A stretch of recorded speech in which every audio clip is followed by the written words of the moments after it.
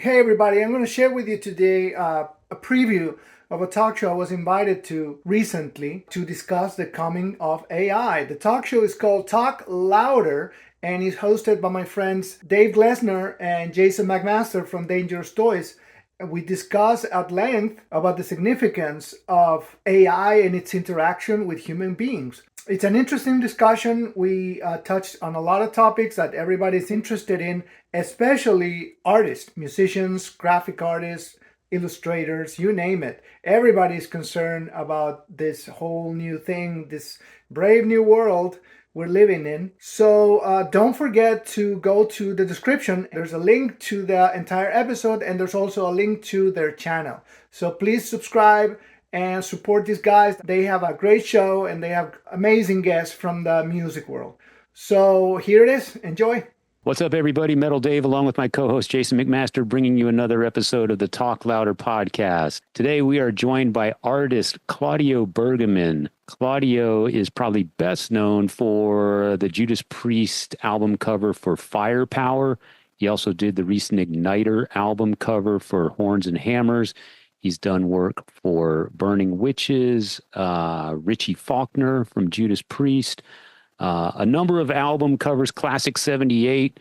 The reason we're here to talk to Claudio and get his opinions as well as our own is AI versus your own intelligence when creating something. I would like to know if a robot created this piece of art, a song, a photograph, a picture, a video, anything, a robot, not necessarily used just as a tool, but the majority of the work was done by, hey, make me one of these, and a robot runs away and comes back and shows you something that it made by you just keying in some words. This is what we talked to Claudio about today.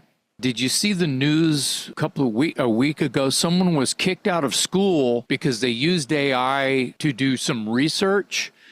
And did you see that? Yeah. No. I mean, I've got a 16-year-old son who tells me all the time that kids in his classroom are using AI to do research and to write papers and that sort of thing. It was a college student that was kicked out of a prestigious school, I believe. The professor saw the work and reported it because they could tell that the kid used some AI to go from A to B. It was only used as a tool. They didn't plagiarize anything, apparently, according to the parents, who was not in shackles. Well, using it as research, I mean, if they don't use AI, they're going to use an encyclopedia or something. They're still going to go to another source to do the research. It happened to be AI, and they fessed up to the fact that it was AI that they used as a tool. Well, why is it made available at all if people are going to be kicked out of school? I don't know. It's another. It's a new generation out there. They said the same thing to us when we were kids about calculators. You can't have a calculator in math class. Wow. Remember that? Yeah. And now you got a calculator on your phone. So, Claudio, where do you start with this topic? So I wasn't not paying attention, guys, just taking notes of everything you were saying, because my memory is not that good. So that's okay. That's okay. You touched several points there that are very important. Yeah. But there's one factor there that you didn't mention in all this equation about between AI interaction and humans trying to do something, whether it's technical, like a passing test, or doing an art commission. Those are two separate tasks. But we got to a point in which both of them can be achieved with very little effort in their own fields with AI, with the help of with AI. And that's a concern. My main concern is how it's affecting human mind, how it's affecting cognitive reason and intelligence, basic human intelligence. If you don't use the muscle just shrinks, right? You have to work on the muscles, to keep them strong. The brain is the same thing. So if you suddenly have a million shortcuts, and not just a million, just one big shortcut that is AI, you're going to start to shrink the brain because people will not use it at their own logical capacity, They mentioned the calculator example. I don't think that's comparable to because basic math is a very specific tool for a wider range of subjects, but it's just a tool. It doesn't include philosophical concepts. Correct. Or social context. It's a tool that is it's used for something. AI can be used for anything. Right. Yeah. It's a much wider range of skills. Encyclopedia versus AI. Well, that's not exactly accurate, because when somebody has to grab not just one, but several encyclopedias to put up a paper, there's a real mind effort there. I mean, you're doing like a triathlon with your brain while you're doing that. If you do it with AI, you're not doing it yourself. You just, what are we talking about when they do this? They just write a very shitty kind of essay, one page, explaining the AI what they want. And say, based on this essay, which is probably a child could write me something in the style of Tolstoy with the complexity of H.P. Lovecraft and make it sound like Martin Luther King. Right. You're not doing anything. You're just doing jazz with a computer. Right. It's not expanding the brain, and it's not contributing to anything to human mind. Yes. Yeah, I agree. I agree. You know, going back to the calculator example, a calculator, there's nothing. Math is either right or wrong, right? What AI? Binary. Yes, it's binary. Yeah. To be clear, the calculator is a faster pencil. That's all. Well, no, it does the calculations That's too. my point. Yeah. It's a sub tool. Yeah. A sub tool for basic things. You know, but it doesn't allow for nuance, which is where AI comes in. AI, as you say, Claudio, it can take conceptual information and digest it and spin it and spit it out. And there is no, it's ready. There's no nuance in math. 2 + 2 is 4. I don't care how many ways you look at it. To me, if you're selling something as a creative, air quotes here, product, it should be your creative project coming from your brain. And that leads us to the underlying point of everything you have said, which is honesty. Yes. Honesty, a very important concept. Here, we're not talking about people openly admitting they're using this tool. There's a lot of people concealing it. Yes. They're not telling, and they're trying to make it pass as their own creations. So it's not just a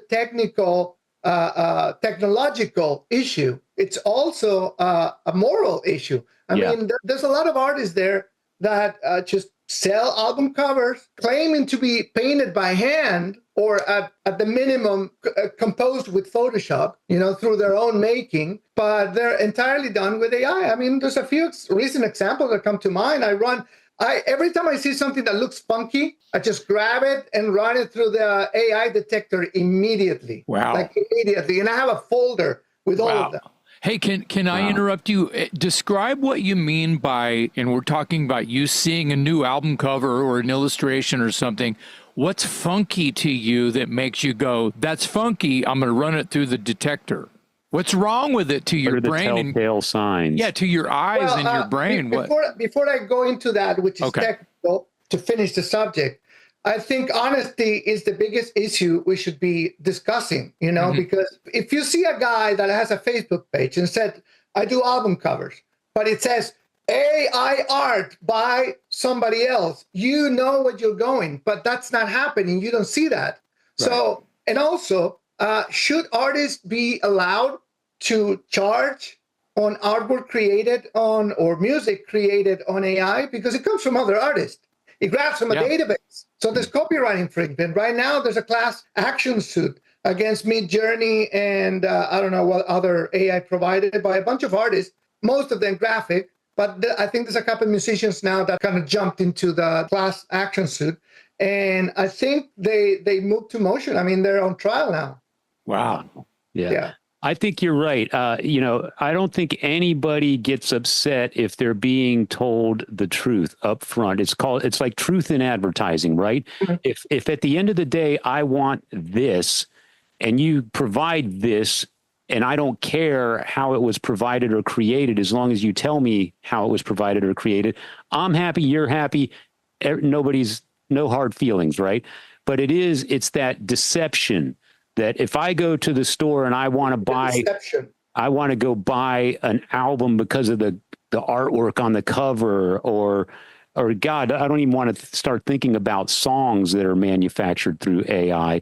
But if somebody puts out a song, I want to know that it came from the brains of those four musicians or whoever's in the band. I don't want to know that it was created. And if they are using AI and they tell me, I can respect that. I may not like it, or I may think less of it because I'm sort of passionate about the creative element, or the human element rather. But at least I'm being told the truth. I'm not being deceived. And I think deception is the problem here.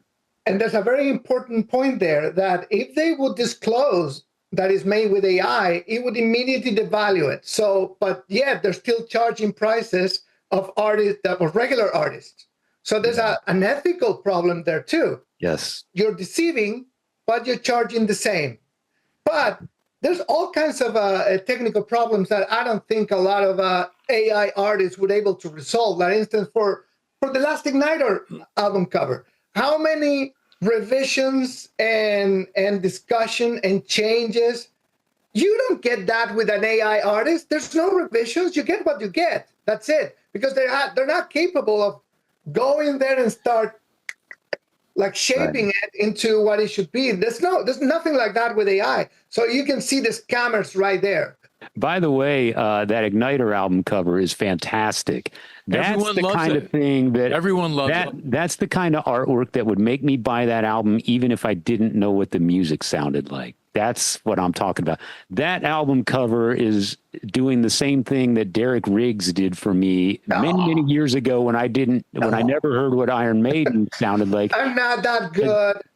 I'm not trying to compare you necessarily. I'm just saying that it has that same effect. It's like one of those visual things that's going to pull people in, even people who aren't aware of Igniter or what the music sounds like. You can get a sense of what the music sounds like from the imagery, but it's just a great piece of artwork.